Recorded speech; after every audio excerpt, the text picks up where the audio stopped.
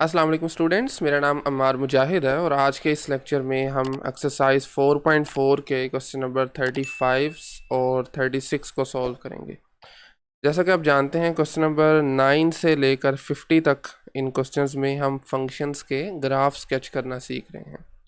तो मेरे ख्याल में हमारे आधे से ज़्यादा क्वेश्चंस हो चुके हैं, कोई पीछे तकरीबन कोई 14 से 15 क्वेश्चंस रह चुके हैं, यानी प्रैक्टिस काफ़ी हद तक हो चुकी है। तो मैं ये करूँगा कि आज के लेक्चर से ऑनवर्ड जो लेक्चर्स हैं उसमें हम ज़रा इनको थोड़ा क्विकली लेके चलेंगे, क्योंकि आप स्टेप्स से किस तरह से आपने स्केच करना है उन स्टेप से आप काफ़ी हद तक फेमिलियर हो चुके हैं। तो लेकिन एक मरतबा देख लेते हैं जी क्या स्टेप्स आपको फॉलो करने हैं। सबसे पहले हमें फंक्शन की डोमेन फाइंड करनी है, सो दैट कि आपको ये पता चल सके किस इंटरवल में उसको स्केच करना है। उसकी सिमेट्रीज फाइंड की जा सकती हैं, देन उसके फर्स्ट और सेकंड डेरिवेटिव, क्योंकि इसकी मदद से हमें क्रिटिकल पॉइंट और इंटरफ्लेक्शन पॉइंट मालूम करने हैं। इसी तरह फिर क्रिटिकल पॉइंट पर फंक्शन का behaviour, increasing decreasing intervals, and then उसके बाद एसिम्पटोट्स। ये सब चीज़ें मिलाकर आपके पास किसी भी फंक्शन का ग्राफ बन सकता है। तो क्वेश्चन नंबर 35 से हम स्टार्ट करते हैं जी डायरेक्टली। सबसे पहले चूँकि डोमेन की बात की गई है, इस केस में हमारा जो फंक्शन है इसमें कहीं पर भी वेरिएबल डिनोमिनेटर में नहीं आ रहा, ना ही इसके रूट आ रहा है, तो इसकी डोमेन होगी तमाम रियल नंबर्स, राइट। तमाम रियल नंबर्स के लिए ये फंक्शन डिफाइन है। इसी तरह सिमेट्रीज चेक करने के लिए हम x को -x से रिप्लेस करते हैं, तो ये आ जाएगा -x⁴ 5/2 माइनस x। तो ये है -x⁻²/3, 2 है न्यूमरेटर में, इस वजह से ये प्लस में शिफ्ट हो जाएगा। x⁻²/3 multiply 5/2 plus x। तो ये जो प्लस है ना, यहाँ पर आपको माइनस दिख रहा है, तो इसका मतलब है ये फंक्शन तो नहीं आया और ना ही -f(x) के इक्वल आया। माइनस अगर आप कॉमन भी लेते हैं तो बाकी चीज़ f(x) नहीं बनेगी, मतलब ना तो इवन है ना ओड है। This is neither even no odd, तो मतलब सिमेट्रीज भी फिर इसमें एग्जिस्ट नहीं करेंगी। सेकंड पे हम इसको डिफ्रेंशिएट क्या करते हैं। अब इस केस में या तो आपके पास दो चॉइसेस हैं, या तो आप इसमें ऐसे ही रहने दें, इसको प्रोडक्ट रूल अप्लाई कर दें, या फिर आप पहले इसको मल्टीप्लाई करके पावर रूल का इस्तेमाल कर सकते हैं, जैसे आपको आसान लगे। मेरे ख्याल में डेरिवेटिव की हमारी बहुत हद तक प्रैक्टिस हो चुकी है, तो इसको मैं अगर डायरेक्टली भी लिख दूँ कोई मसला होना नहीं चाहिए। चले मैं पहले इसको अंदर मल्टीप्लाई कर देता हूँ, 5/2 x⁻²/3, और जब x की पावर 2/3 को इसके साथ मल्टीप्लाई करेंगे, बेसिस सेम है, पावर z हो जाएंगी। एक्सपोनेंट में जो नंबर पड़े हुए हैं ना 2/3 और 1, तो जब वो ऐड होंगे तो ये बन जाएगा 5/3। ठीक है, अब मैं इसका ना डायरेक्टली डेरिवेटिव लिख रहा हूँ। सिंपली आपने पावर रूल अप्लाई करना है, पावर नीचे आ जाएगी, पावर में से कम हो जाएगा, और इसको कुछ सिंप्लीफाई करना है, तो इसका डेरिवेटिव आ जाएगा 5 times 1 - x divided by 3 times x⁻1/3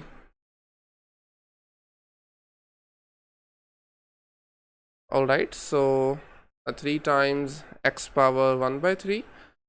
okay, so ये है इसका फर्स्ट डेरिवेटिव। इसको सेकंड टाइम जब आप डिफ्रेंशिएट करेंगे, अगेन आप x⁻1/3 को अलग-अलग डिवाइड भी कर सकते हैं इन दोनों से, या फिर आप इस पर क्वोशिएंट रूल अप्लाई करें, जैसे आपको इजी लगता है। तो मैं डायरेक्टली सेकंड डेरिवेटिव लिख रहा हूँ, आपने कैलकुलेट करना है उसको। तो ये हमारे पास आ जाएगा -5/9, बल्कि मुझे फ्रैक्शन में एक साथ लिखना चाहिए। Okay, so -5 multiply 1 + 2x divided by 9 times x⁴/3। जी ये है second derivative, but of course आपको डायरेक्टली नहीं लिखना, वैल्यूएट करना है। तो थर्ड स्टेप में हमें चाहिए क्रिटिकल पॉइंट्स, दोज पॉइंट जहाँ पर फर्स्ट डेरिवेटिव इज़ ईदर 0 और अनडिफाइंड, या फिर आपके पास फर्स्ट डेरिवेटिव है अनडिफाइंड। 0 देखें ना, ये फ्रैक्शन में आ रहा है फर्स्ट डेरिवेटिव, 0 सूरत होगा जब न्यूमरेटर को आप सिफर कर देंगे, या आप देखें ओवरऑल भी इसको पुट इक्वल टू 0 कर सकते हैं। 1/3 इक्वल टू 0। यहाँ पे यूँ भी आपके पास ये डिनोमिनेटर दरअसल 0 हो जाएगा उधर जाके, तो एक स्टेप एक्स्ट्रा है इस केस में। 5 multiply 1 minus x equal to 0, यहाँ से आ गया 1 माइनस एक्स इक्वल टू 0 और एक्स की वैल्यू अल्टीमेटली आ गई 1। This is one of the critical point. अब डेरिवेटिव अनडिफाइंड उस सूरत में होगा जब आप ये डिनोमिनेटर को इक्वल टू 0 लगा देंगे। डिनोमिनेटर में है 3 मल्टीप्लाई एक्स पावर 1/3, तो यहाँ से डायरेक्टली मेरे ख्याल में अगर मैं x0 लिख दूँ तो कोई मसले वाली बात तो नहीं होनी चाहिए। पहले 3 से डिवाइड कर दें और उसके बाद दोनों तरफ पावर 3 ले लें, तो 2 क्रिटिकल पॉइंट्स आ गए हैं। इसके बाद आप जानते हैं हम रियल लाइन लगाया करते हैं और ओके राइट, तो this is one of the critical point 0 and that's 1। ये 2 क्रिटिकल पॉइंट्स आ गए। अब आपकी रियल लाइन 3 हिस्सों में तकसीम हो गई। तीनों हिस्सों में से कोई अपनी मर्ज़ी का एक नंबर लें, उसको डेरिवेटिव में पुट करें और आंसर देखें क्या पॉजिटिव आ रहा है या नेगेटिव आ रहा है। तो जब आप -1 लगाएंगे ना फर्स्ट डेरिवेटिव में, दिस वन -1 पुट करने से आपका आंसर आएगा नेगेटिव में, लेस देन 0। 0 और 1 के दरमियान से आप 1/2 पिक कर लें, इस केस में आपका आंसर पॉजिटिव आएगा। ये कैलकुलेटर का काम है सारा। इसी तरह डेरिवेटिव में जब आप 1 से बड़ा कोई नंबर लगाएंगे तो फिर से ये नेगेटिव आएगा। ठीक है, इसका मतलब ये है कि ये 0 पर फंक्शन लोकल मिनिमम वैल्यू दे रहा है, क्योंकि पहले डेरिवेटिव डिक्रीज़ कर रहा है फिर इंक्रीज़ कर रहा है at x is equal to 0। और 0 पर फंक्शन की क्या वैल्यू है वो भी आप फाइंड कर सकते हैं। कैसे? फंक्शन में एक्स की जगह पर 0 लगाएं, 0, इसकी वजह से सारा कुछ 0 हो जाएगा, तो 0 पे 0 वैल्यू है। ठीक है, और 1 पर फंक्शन लोकल मैक्स वैल्यू दे रहा है, क्योंकि पहले डेरिवेटिव पॉजिटिव है बाद में नेगेटिव है, so local maximum at x is equal to 1। अब जब आप 1 लगाएंगे ना अपने फंक्शन में, तो आपके पास जो इसका आंसर आएगा दैट वुड बी 3/2। देखें कैसे सिंपल है बिल्कुल। यहाँ x की जगह पर 1 लगाएं और यहाँ 1 लगा दें। बाहर वाला तो 1 की पावर 2/3, 1 मल्टीप्लाई का ख़त्म हो जाएगा, तो 5/2 में से जब एक माइनस करेंगे ना तो वो बनता है 3/2।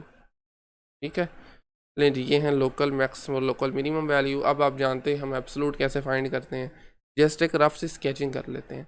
मसलन यहाँ पर डिक्रीज़ कर रहा है, उसके बाद फिर इंक्रीज़, फिर डिक्रीज़, तो इस लाइन की वजह से, डिक्रीज़ होने की वजह से मिनिमम नहीं एग्जिस्ट करेगी, और यहाँ पर ये जो डिक्रीज़ हो रहा है मतलब ये आप कह सकते हैं कि इसकी अपर वैल्यू का हमें नहीं मालूम ये कहाँ से आ रहा है, तो इस वजह से इसकी एब्सोल्यूट मैक्स वैल्यू भी एग्जिस्ट नहीं करेगी। तो you can just write no absolute extrema. ठीक है, नेक्स्ट पॉइंट में हम फाइंड करते हैं इसके इंक्रीजिंग और डिक्रीजिंग इंटरवल, जो कि दरअसल हम कर चुके हैं, बस लिखना बाकी है। डेरिवेटिव लेस देन 0 का मतलब डिक्रीज़ कर रहा है और ग्रेटर देन 0 का मतलब है इंक्रीज़ कर रहा है। Increasing in the interval 0 to 1 and decreasing in the interval -∞ से 0 एंड उसके बाद फिर 1 से इन्फिनिटी। इन 2 इंटरवल्स में डिक्रीज़ कर रहा है।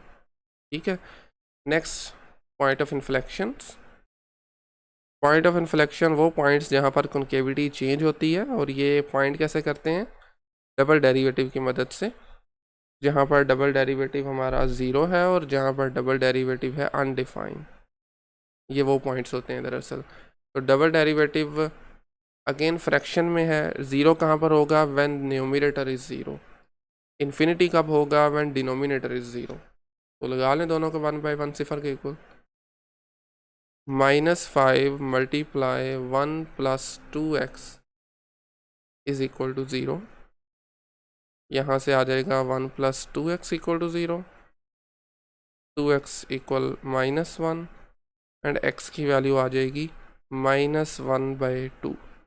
यहाँ पर इन्फिनिटी तब होता है जब डिनोमिनेटर 0 हो। तो डिनोमिनेटर में था 9 मल्टीप्लाई x पावर 4/3, 9 उधर जाके 0 हो जाएगा, और जब आप पावर लेंगे ना 3/4 दोनों साइड पे, तो x की वैल्यू 0 आ जाएगी। लेकिन जी these are the 2 point of inflections. लेकिन x इज़ इक्वल टू 0 पर अगर आप ऑब्जर्व करें ना, तो हमारा डेरिवेटिव ज़ीरो हो रहा था। डेरिवेटिव किसी नंबर पर ज़ीरो होने के दो मतलब हो सकते हैं। एक मतलब मैं आपको बल्कि कहाँ पर लिखें, चले नीचे ही मेंशन कर देता हूँ। डेरिवेटिव अगर कोई ज़ीरो हो रहा है ना, ये अलहदा इन्फॉर्मेशन है, क्वेश्चन का पार्ट नहीं है दरअसल। इसका मतलब है या तो वर्टिकल टेंजेंट लाइन बनेगी उस पॉइंट पर, या फिर कस्प आएगी। ठीक है, दो केसेस हो सकते हैं फर्स्ट डेरिवेटिव ज़ीरो होने के। तो वर्टिकल टेंजेंट लाइन तब बनती है जब फंक्शन उस नंबर पर अनडिफाइन हो। तो हमारे केस में ज़ीरो पर क्या अनडिफाइन है फंक्शन? बिल्कुल नहीं अनडिफाइन। ज़ीरो लगाएंगे आपके पास आंसर में ज़ीरो आ जाएगा। ठीक है, तो इस वजह से ज़ीरो पे बन रही है कस्प। कस्प बने तो फिर वो पॉइंट ऑफ इन्फ्लेक्शन नहीं होता। तो इसका मतलब है ज़ीरो पे पॉइंट ऑफ इन्फ्लेक्शन नहीं है, कस्प है। तो only one point of inflection, that is -1/2। ठीक है, तो इसका मतलब है हमें चाहिए एक अदद horizontal line to check the concavity. ले जी, this point is let's assume -1/2 and this is zero. ठीक है, वैसे ज़ीरो लगाने की ज़रूरत नहीं है, चलें खैर।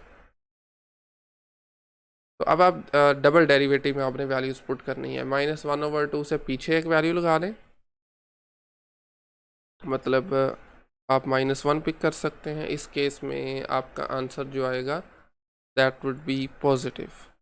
ठीक है, डबल डेरिवेटिव में सॉरी आपने -1 पुट करना है। उसके बाद फिर आप डबल डेरिवेटिव में पुट कर लें -1/2 से बड़ा कोई नंबर। इसमें zero is basically a cusp, zero पे आ रहा है, तो आप 1 ले सकते हैं, लेट्स अस्यूम। तो इस केस में आपका आंसर आएगा <0 नेगेटिव। तो इसका मतलब है -1/2 के राइट पे कॉन्केव डाउन होगा और लेफ्ट पे कॉन्केव अप होगा। You can just right. ठीक है, इंटरवल्स भी आप लिख सकते हैं ना, -∞ से -1/2 और उसके बाद डाउन होगा -1/2 से लेकर ज़ीरो तक एंड ज़ीरो से लेकर इन्फिनिटी तक। ज़ीरो इसलिए इंक्लूड नहीं किया क्योंकि ये कस्प बन रही है। ठीक है, आपका डबल डेरिवेटिव ज़ीरो हो रहा है यहाँ पे, ओ सॉरी डबल डेरिवेटिव अनडिफाइन हो रहा है। ओके, सो अब इन तमाम पॉइंट्स को आपने कंबाइन करते हुए इसको इजीली स्केच कर सकते हैं।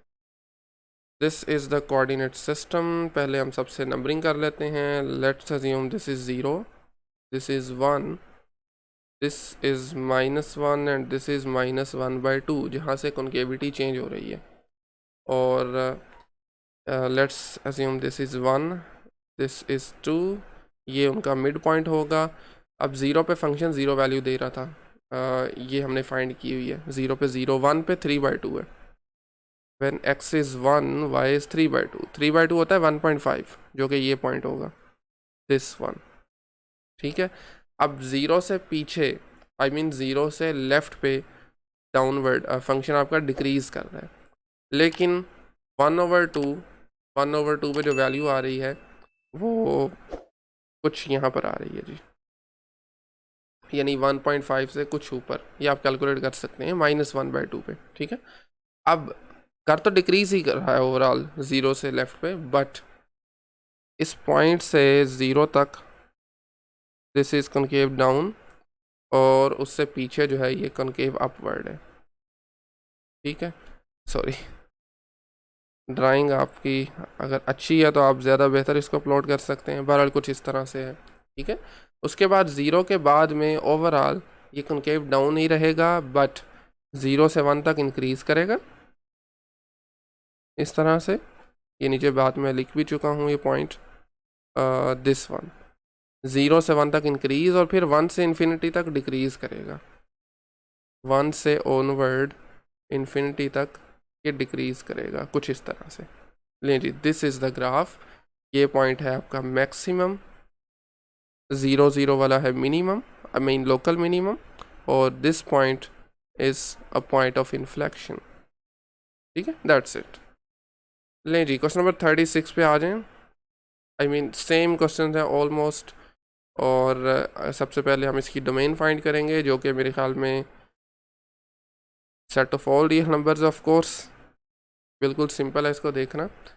जबकि इसकी अगर बात की जाए सिमेट्रीज की, उसके लिए आप फिर से x को रिप्लेस करें -x से, -x -5, तो यहाँ से माइनस कॉमन ले लें, ये माइनस प्लस में बन जाएगा इस 2 की वजह से, और बाकी बचेगा x+5। तो आप देख सकते हैं ये चीज़ फंक्शन के इक्वल नहीं आई, और माइनस बाहर है तब भी ये फंक्शन नहीं बन रहा।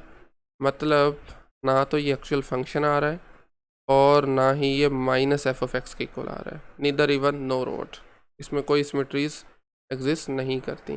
डेरिवेटिव के लिए अगेन आप सेम काम कर सकते हैं, या तो इसको पहले मल्टीप्लाई करके पावर रूल लगा लें, या ऐसे ही प्रोडक्ट रूल का इस्तेमाल कर लें।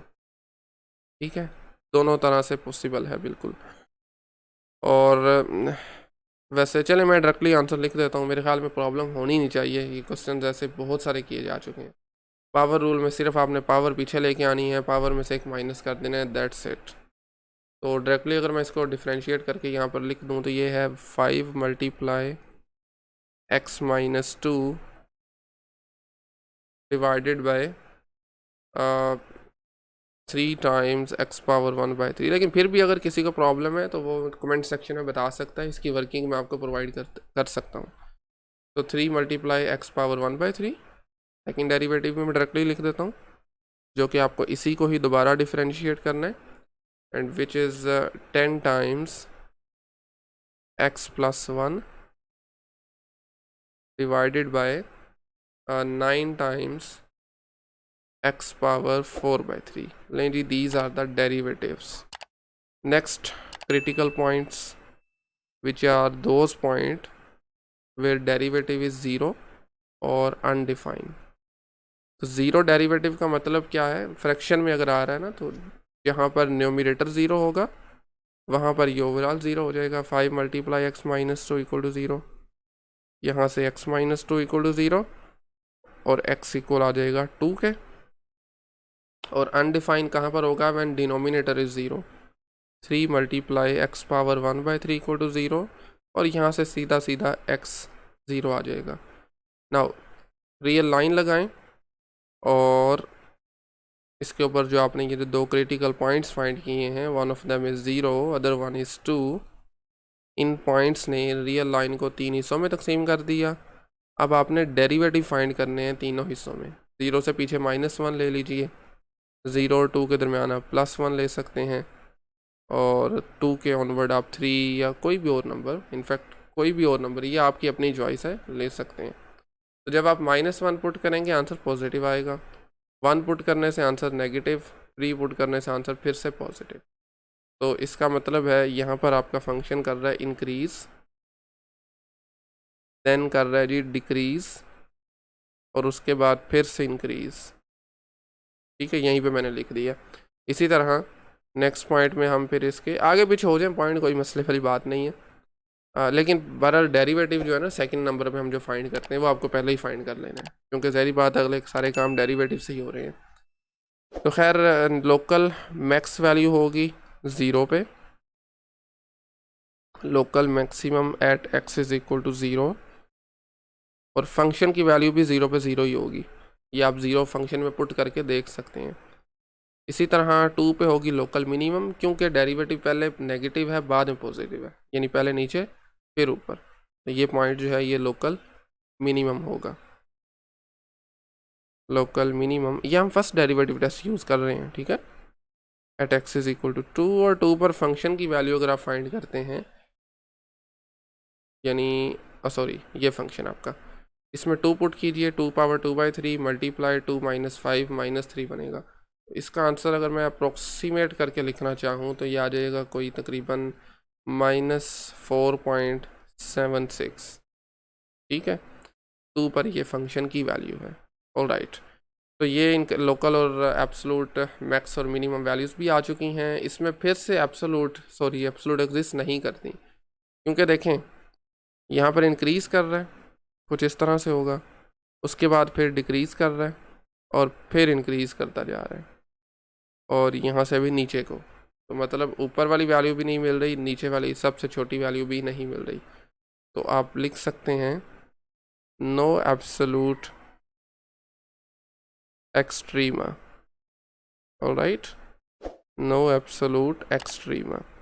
ऑलराइट, नेक्स्ट हम पॉइंट ऑफ इन्फ्लेक्शन फाइंड करते हैं, विच आर दोज पॉइंट जहाँ से कॉन्केविटी चेंज हो रही है। फाइंड करने के लिए डबल डेरिवेटिव को रखें इधर इक्वल टू 0 और इक्वल टू इन्फिनिटी, सेम जैसे हमने क्रिटिकल पॉइंट्स के लिए किया था ना।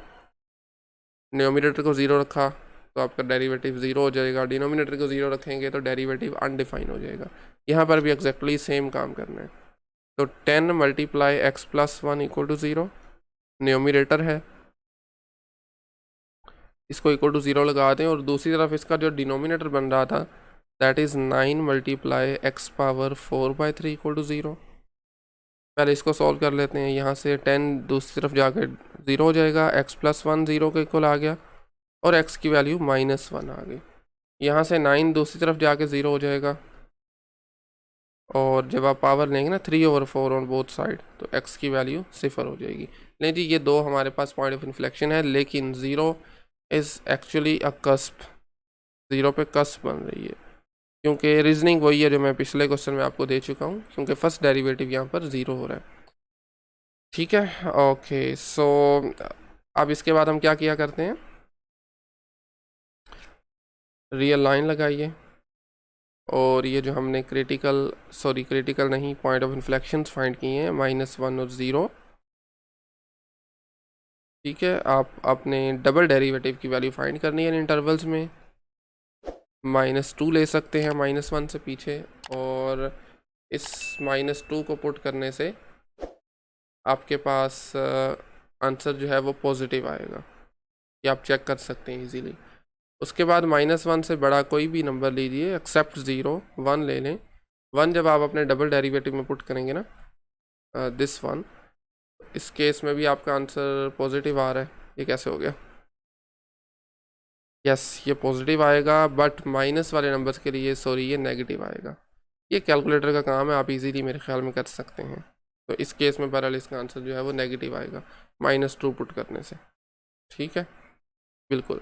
देखें ना, वैसे पता भी चल रहा है यहाँ से -2 नीचे लगाएंगे ना तो नीचे तो आंसर पॉजिटिव बनेगा ओवरऑल, क्योंकि पावर में 4 आ रहा है।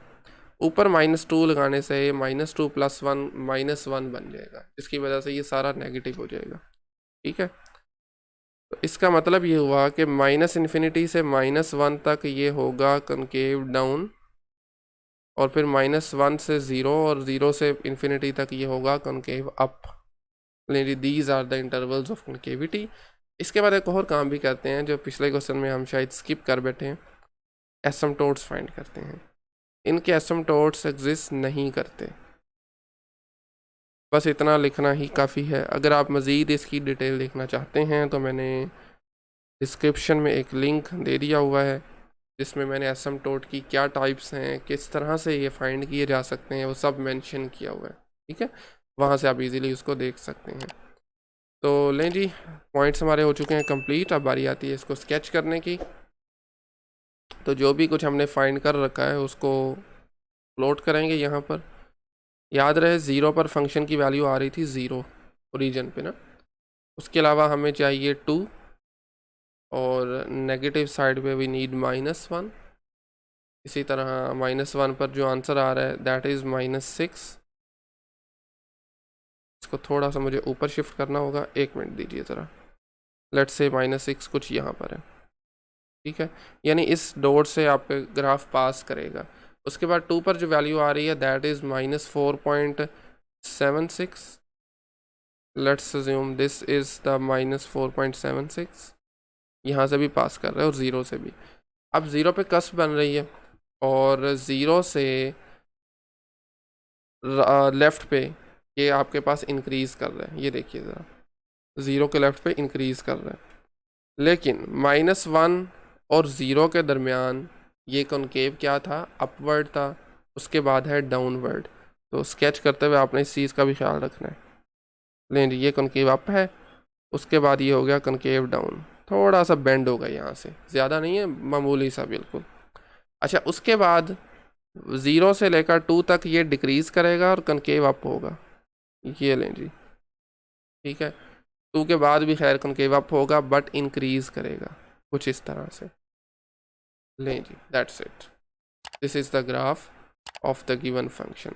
इस पे आप मेंशन कर सकते हैं this is a minimum point, this 0 0 is a max value, of course local है, and this is a point of inflection. ठीक है, एंड ठीक हो गया जी। ऑल राइट, आज के लिए काफ़ी है इतना ही। नेक्स्ट लेक्चर में हम फर्दर क्वेश्चन नंबर 37 और 38 को सॉल्व करेंगे। आज के लेक्चर में कोई भी क्वेश्चन क्यूरी हो आप कमेंट सेक्शन में पूछ सकते हैं। Otherwise thank you very much.